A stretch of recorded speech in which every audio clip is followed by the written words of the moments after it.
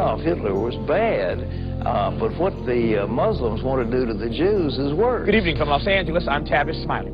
Tonight I look at perhaps the most misunderstood world religion, Islam. I think Muhammad was a terrorist.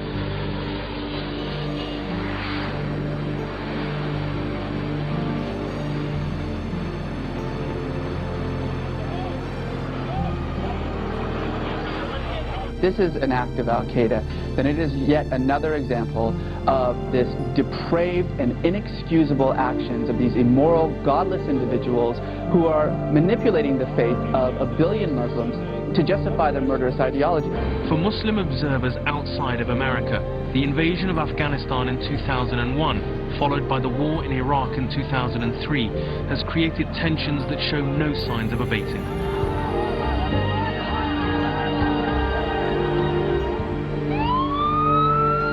For American Muslims, it comes down to loyalty. Can you be a patriot, an American and a Muslim? Farouk Muhammad was with the New York City Fire Department on the day the Twin Towers were hit. There were Muslims like me there, you know. Who died. And some that died. Definitely Muslims died there, you know, trying to help others, you know.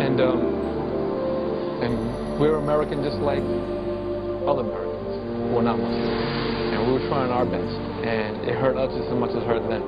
Then and even now, when people have questions, my character and my personality is always to inform them as much as I can. No matter who might want to misconstrue the Quran, there's nothing in there that will ever justify any such act by anybody. I like this. It fits with our hip 20-something lifestyle. Oh, for Allah's sake, put some clothes on. Now, how about a beer?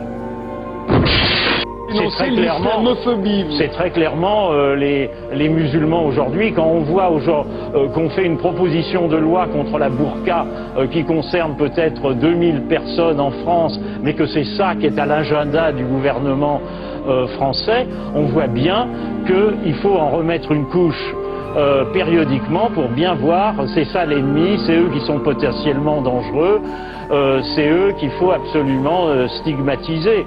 Même si on se contrefiche, ça n'aura aucun effet. Mais donc, vous dites que l'islamophobie, vous la décrivez comme galopante et pas seulement en France. Vous dites qu'elle est partout. Elle est partout. Do you feel it's hard to be a Muslim in America today? Well, I think there's definitely a lot of challenges. Another big number that I saw in that Gallup poll said that 39% of Americans were in favor of Muslims, whether it be American Muslims or Muslims just living here, should carry special identification cards. That are trying to reduce their faith and religion to terrorism and labeling anything Islamic Islamofascism. There are said to be 8 million Muslims in the United States, and the faith is said to be the fastest growing religion in this country. And the roots and history of Islam are longer than most people are aware of.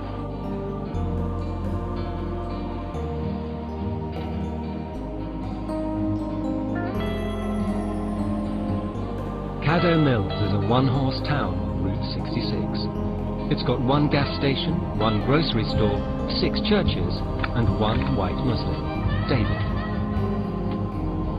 Islam emphasizes a lot of the same ideals that this country was actually founded on.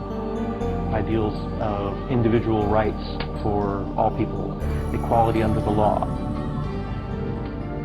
More and more people of all ethnicities are finding their way to Islam. A third of all Muslims in America, about 2 million, are converts. After 9/11, Muslims were for a time regarded with suspicion, but they didn't hide.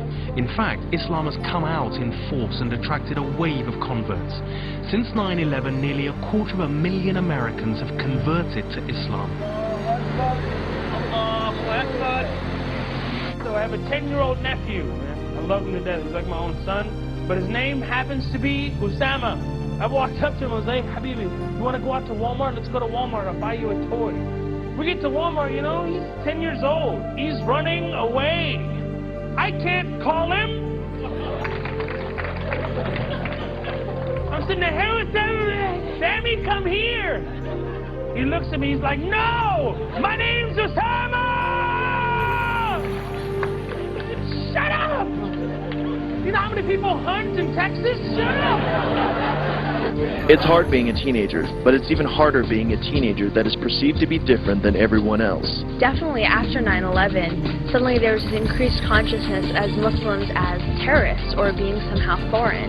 And that did make it difficult for a lot of Muslim teenagers because, like you said, being a teenager is difficult enough. A couple friends of mine accused me of being in the Taliban and said I couldn't play a soccer game or a football game with them. And I said, why not? And they said, oh, well, you're in the Taliban.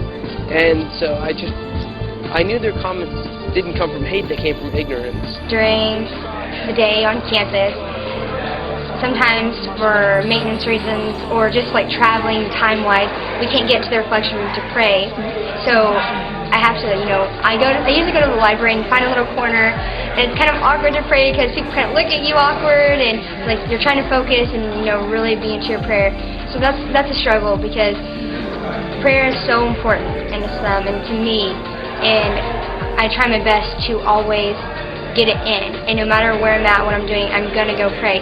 But like having people kind of look at you awkward or stare or make noises or whatever, that can be a struggle.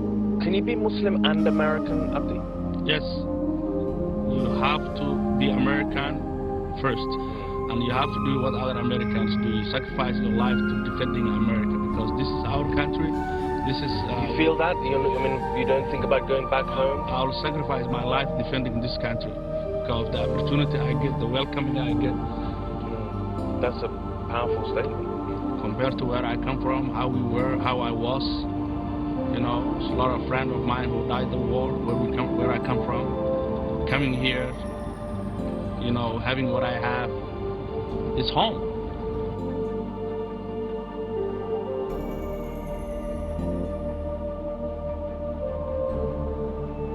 Research here suggests the number of Muslim slaves was much greater than previously thought. 1/3 of all of the enslaved Africans that were brought to the Americas actually were Muslims. Nobody knows this. This is kind of new cutting-edge information because when we read our history books, we don't see that. This country has to understand that its roots, especially when it comes to African American, is an Islamic root. African Americans should not see that as just a religion. It is see as part of its heritage. I think that Islam can be the cure to America's ills if it's openly accepted. This frieze pays homage to the ideas and principles that have inspired the American legal system, and one of the foundation documents represented in this frieze is the Quran. And in the nation's capital, there are a few other references to Islam, largely unknown, rarely seen. The Thomas Jefferson Building contains the Library of Congress, the oldest cultural institution in Washington, which was completed in the 19th century. Around the dome of the reading room is a mural meant to represent the nations and ideas that contributed most to American civilization. And it might come as a surprise to historians that amongst the ideas represented here is Islam.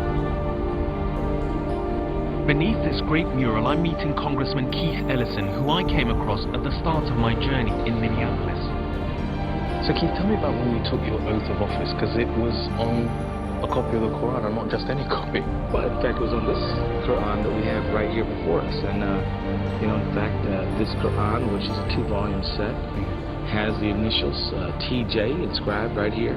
Thomas Jefferson. And so, we said this. What was your reaction when you found out that one of the founding fathers had his own copy of the Quran? Right there, I was gobsmacked.